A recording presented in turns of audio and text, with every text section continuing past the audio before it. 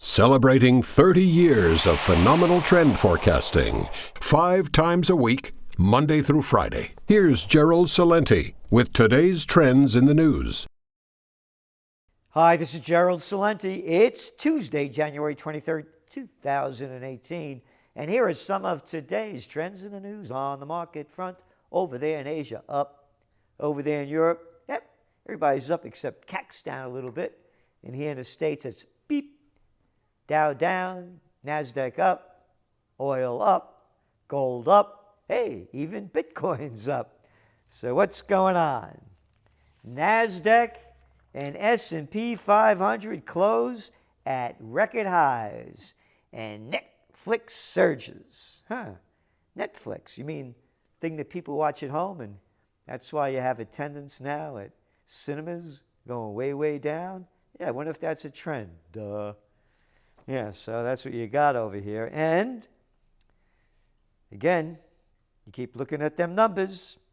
As of today, 76% of the S&P 500 companies that had reported surpassed earnings expectations, while 84% of those companies had beaten sales estimates, according to Reuters. So,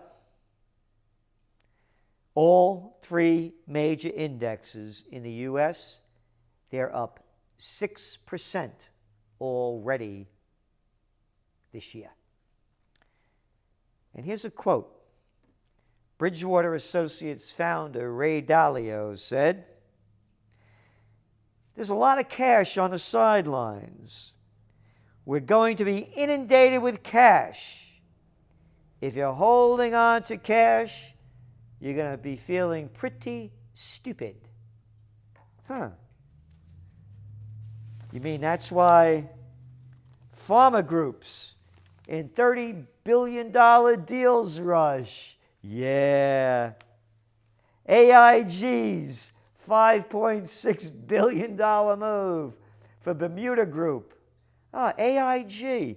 Yeah, I never knew what an AIG was until the government stole my money and yours if you are a member of Slavelandia and work for the plantation in the merger of state and corporate powers, when we had to bail out AIG because, hey, the Goldman Sachs gang was going to lose money. Oh, you forgot that, huh? Yeah, under George Bush, and Obama kept it going.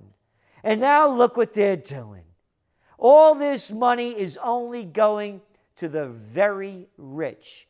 End of story. And that's what's going to keep driving these markets up.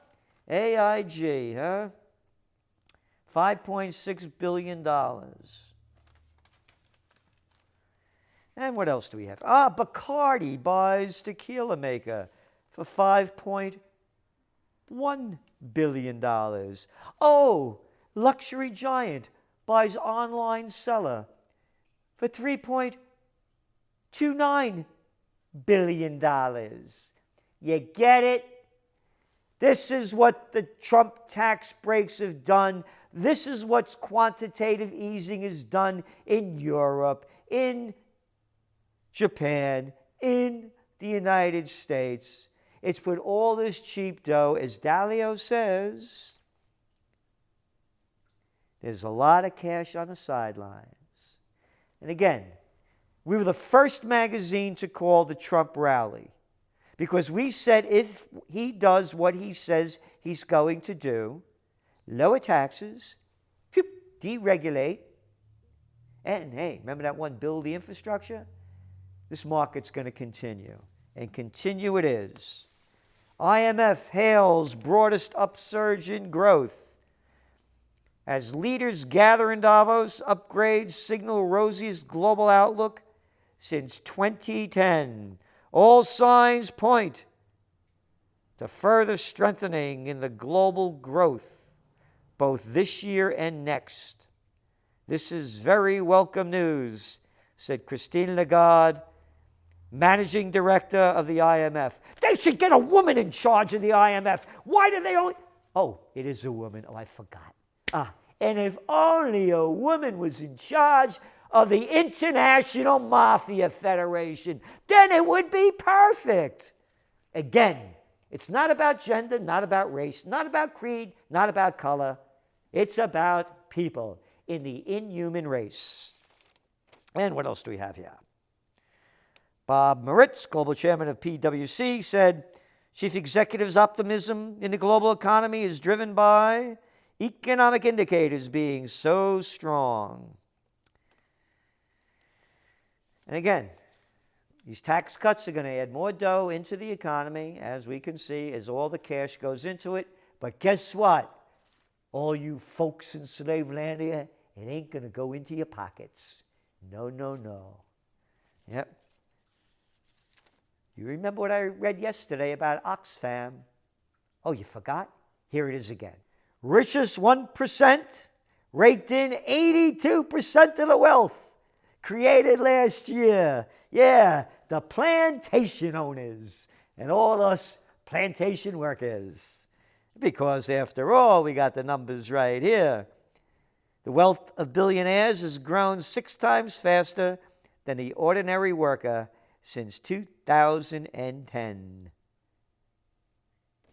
Oxfam said the global economy in which the wealthy few amass even greater fortunes, while hundreds of millions of people are struggling to survive on poverty pay.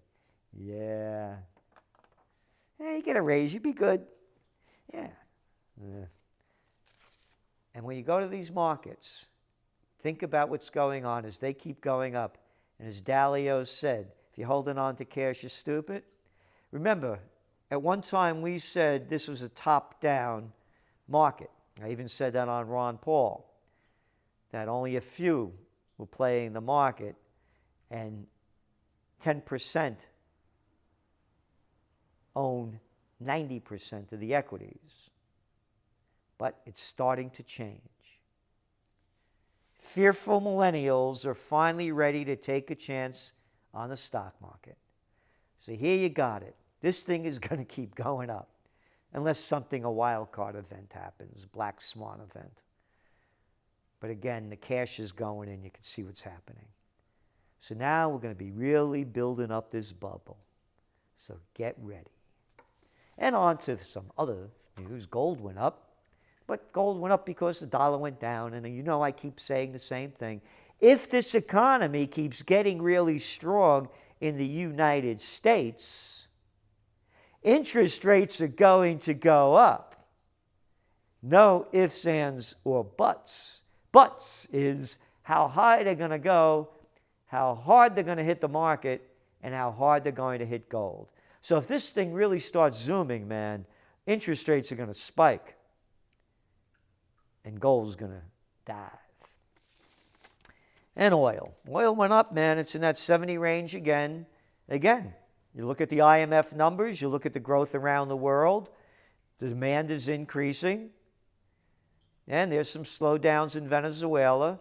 But again, we believe the $70 mark, maybe 75 tops, is where we're going. And we still see, it's a $20 range as we see it. 70, 75 being the top. 50 being near the bottom. And once production starts gearing up again, more rigs start coming on because oil prices are higher, you're going to see prices go lower.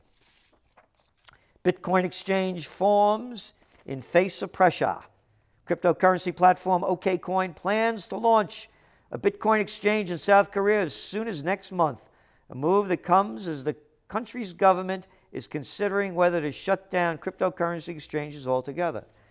And then you have another one here. Japan Bitcoin Bourse Group stages Europe expansion.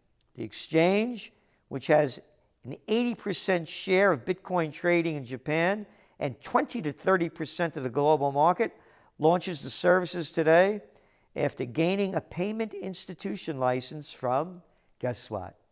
Luxembourg. Financial regulator. You can get away with a lot of money deals over there.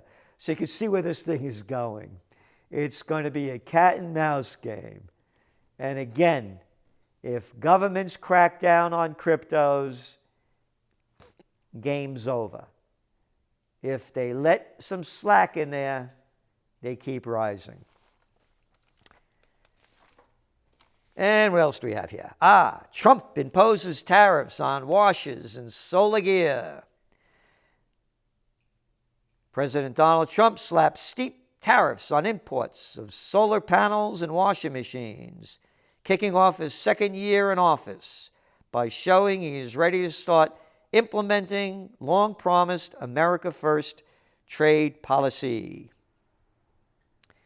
And by the way, you know what I think of Trump when it comes to war and other issues. I'm totally on board with this.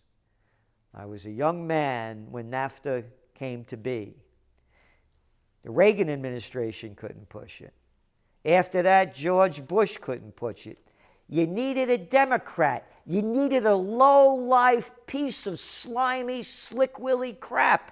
And Al the Whore Gore to push it down America's throat because all the stupid liberal Democrats believe they're murderers and thieves.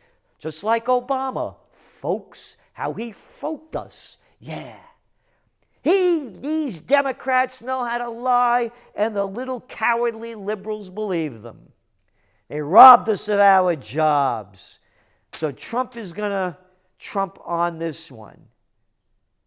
We need good jobs to raise the wages. Yes, things will cost more, but you'll earn more. You got it? Or would you rather buy cheaply and work in Walmart's or maybe Amazon?